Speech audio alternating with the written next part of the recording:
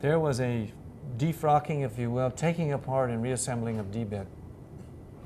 DBED was under attack vehemently in terms of its programs shifted. Case in point is the tourism. DBED with T, tourism, has now the tourism liaison person changed and transferred to the governor's office, but they never put any money in for her position. We had the Hawaii hospital systems, the 13 hospitals transferred into the Department of Health against what otherwise is a quiet, very circumspect, reasoned Dr. Fukino, who almost pounded the table in the Finance Committee, said, don't jeopardize the $450 million that we have in actual cash receipts every year and the certifications that we have to keep our hospitals running. But despite that, they want to discombobulate the executive branch and to do things that seem so untoward, cutting the lieutenant governor's staff in half. Why would they do that when we need, these are hard economic times when we need stabilized, otherwise rational, steady as you go kinds of governance. And instead we had, let's keep pushing the executive off balance. I think the budget was the instrument that was used like a blunt meat axe to cut apart the Department of Business and Economic Development. Some of the tourism research went to the was moved to the Hawaii Tourism Authority.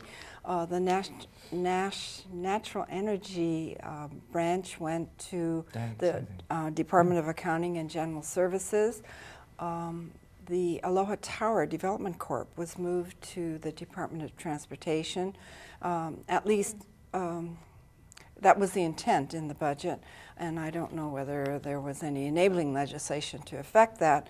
But and the Small Business Regulatory Review Board was also moved to the Department of Consumer Affairs. So the department, and most importantly, television and film industry was moved to the Hawaii Tourism Authority. So now they will live off of the increased hotel tax that goes there. But the thing is, there was a wholesale reorganization of the department done by the budget, and we had enabling legislation sort of catching up with that. And there wasn't discussion of the changes in the executive department. The hearings were not heard by the various committees. So I think this was done rather hurriedly and without much discussion and thought. I don't think that's the right way to do business. But you know, Gene, we really sound pretty dismal. Give us some good news. I got some good news. Give me some. Oh, give me college savings account. All right. Okay. Family and friends can now contribute to a student's college savings account. Ah. I was very happy to hear that, because college costs have increased so much that you've got to think of a way to encourage people to do it, and then they could save on their taxes. A wise investment. What you put in your education, you will never lose as a return. I'm also very bullish on the future economic diversification of tourism, and that we passed HB 994, which in effect licenses Hawaii as one of the few states in the nation for aerospace development. That's for parabolic flights that basically experience weightlessness, which a tourist attraction in Florida is doing now, which we will be able to add to. And for the supersonic flights, which will go from here to Japan in 45 minutes. That is something that has a normal horizontal takeoff.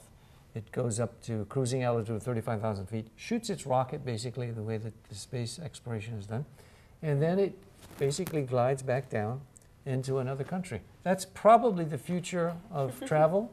It sounds really outer space-ish, but we also have the developments in Hilo, where they have the Pacific International Space Exploration effort going on.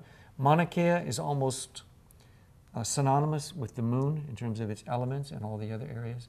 So there's some exciting things going on scientifically, in tourism, and with the space travel, if you will. The technology is just phenomenal. So I think that's probably one of the best things that's happening. I could hardly wait to take that ride. I don't think I could afford it, but I'm weightlessness may be a bit expensive for the openers, but the fact that it's moving along. One other thing, and this is a little bit personal to me, having been a former Peace Corps volunteer, The House and the Senate passed a bill for the expansion of the Peace Corps, basically to double it.